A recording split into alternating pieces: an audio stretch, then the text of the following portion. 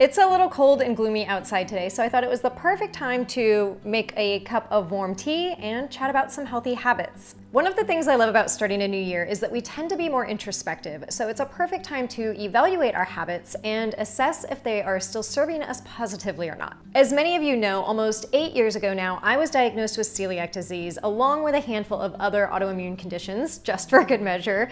And ever since then, I've been on a wellness journey, figuring out what works best for me and my body. So today I thought I'd share some of my favorite tips with you, those healthy habits that I think are pretty darn important and will help to boost your immune system, your overall wellness, and help you feel better for the long term. So let's dive right in. You've probably noticed by now that my YouTube channel is mainly recipes, and that's because when you cook at home, you can control the exact nourishment going in your body, as well as the quality of ingredients. I get that eating out is fast and easy, and I'm all for eating out at a nice restaurant or grabbing takeout every once in a while. But when takeout comprises 80% of what you eat on a regular basis, it's time to reevaluate. Restaurant meals typically contain higher amounts of sodium, saturated fat, and they just have more calories than home-cooked meals. And let's be honest, they're usually not starting with high-quality ingredients. That's why studies have shown that people who cook for themselves more often than they eat out tend to be healthier overall.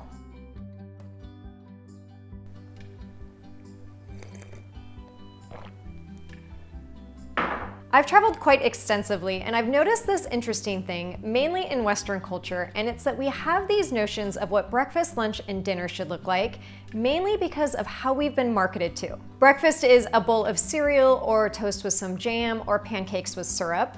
Lunch could be a sandwich or a salad or even a slice of pizza, and dinner could be chicken, beef, or fish with maybe a side of rice or potatoes and veggies. But in other parts of the world, food is simply food and it can be eaten any time of day. On Instagram, you'll often see me eating leftover salmon and sweet potato for breakfast, or a couple of soft-boiled eggs and salad greens for dinner. The fact that you can eat any food any time of day is such a simple mindset shift, and yet it's so important to remember. Building on that last point, you'll do your body a world of good if you simply eat more vegetables at breakfast. Breakfast is often one of our most beige meals because of those previously mentioned foods like cereal, bread, pancakes, pastries, or even oatmeal. So I challenge you to get creative with your breakfast and opt for a heck of a lot more color. Sneak spinach and other vegetables into a breakfast scramble. Top your bread with sautéed veggies or healthy protein and healthy fat instead of butter or jam.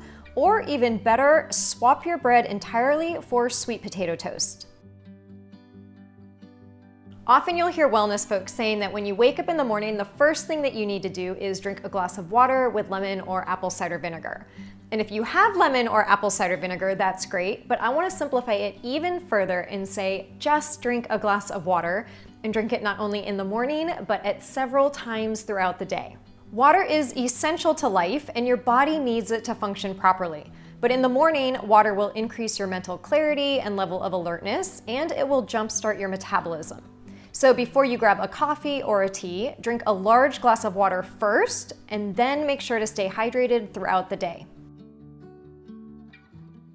I tend to get the munchies between meals, especially as I work from home, so I found that it's super important for me to keep healthy snacks front and center. If I open the pantry and I see chocolate right in front of me, I'll admit that it would challenge even my willpower not to grab it. So instead, I keep chocolates low and out of sight in my pantry and keep healthy snacks like nuts front and center. The same goes for my countertop and fridge, where fruit is always visible and veggies are meal prepped and ready to be eaten. Because at the end of the day, it's about helping yourself to make healthy choices. It should come as no surprise that I'm a huge fan of meal prepping, as those are some of the most popular videos on my channel. But I do meal prepping for two main reasons.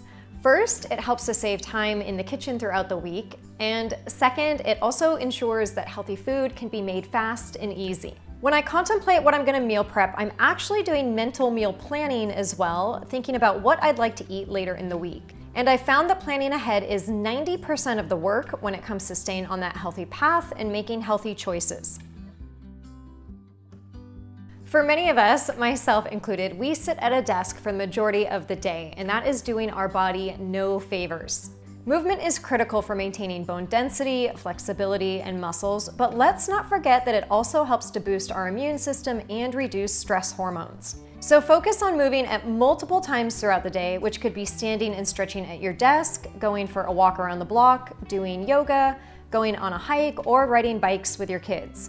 The more you can move and keep the blood flowing throughout the day, the better. And there are apps and timers like Time Out or Pomodoro to remind you to take breaks and provide a little gentle nudge if you need it.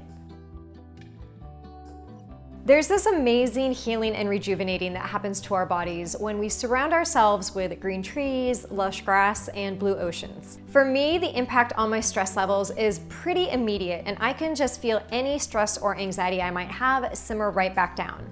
That's why you often see me on nature hikes through the hills in Orange County, or you might see me rollerblading along the beach, just smelling and breathing in that fresh ocean air. When we get out into Mother Nature, not only do our brains get some much needed downtime, but our bodies will get some vitamin D and our immune system will get a refresh. And you'll notice afterwards that it's virtually impossible to not feel more calm and centered. So I always aim to get at least 2 hours of one-on-one time with Mother Nature every week. We're all incredibly connected today with laptops and mobile devices, and it can be so hard to turn off.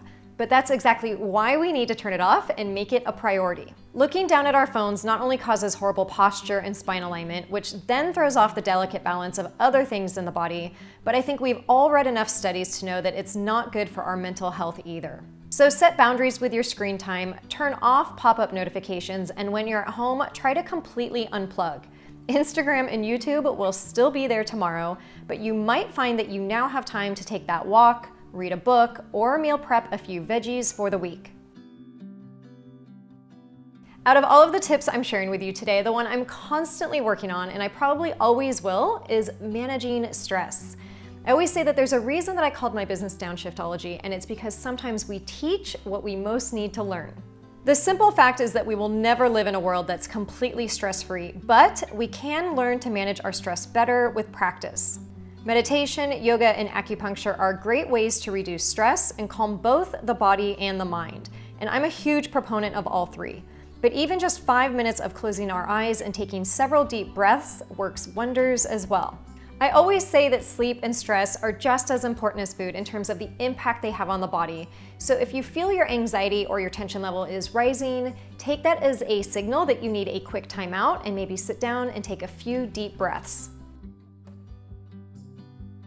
So speaking of sleep, it truly is one of the most important yet often overlooked factors of staying healthy. When we sleep, our brain is repairing and renewing cells, the body is regenerating and producing critical hormones, and our immune system is fighting infections. There's a whole lot going on in the body when we're getting shut-eye, and that's why sleep deprivation is tied to so many different health issues. For optimal long-term health, sleep needs to be a top priority, and we need to remember that it's absolutely essential to our emotional and physical well-being. In fact, I think it's so important that I've already made a separate video with some sleep tips, so if you haven't yet watched that, make sure to check it out.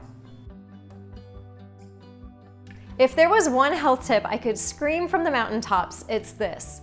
And that is that there is no one-size-fits-all when it comes to diet, health, and wellness. A certain diet or supplement may have been beneficial for your coworker, your mom, or your sister, and it may not have the same effect on you. And that's because you have vastly different genetics, a different microbiome, different stress levels, different ancestry, and different, well, pretty much everything. The best thing that you can do for your health is to figure out, and I mean really figure out, what makes you feel your absolute best. And then remember that what made you feel good last year may not be the same thing that makes you feel good next year. Our bodies are not static, they are always changing, and so we must be open to change as well. Now, I'm sure I could go on with more habits and tips, but I think those 12 are the ones that have been most impactful in my life and changed my wellness trajectory more than I could have ever imagined. And I think the takeaway here is that none of these are necessarily earth-shattering. In fact, many of them you were probably already aware about, but it's doing them that's key. And when it comes to all of these healthy habits, it's really a cumulative effect of a lot of little things that add up over time. I hope you guys enjoyed the video, and if you have additional healthy habits or tips, you can share those in the comments below or over on my Instagram or in our private Facebook group. If you like the video, make sure to give it a thumbs up, share it with your family and friends. It always means a lot when you share it. And I will see you again next week with a tasty new recipe.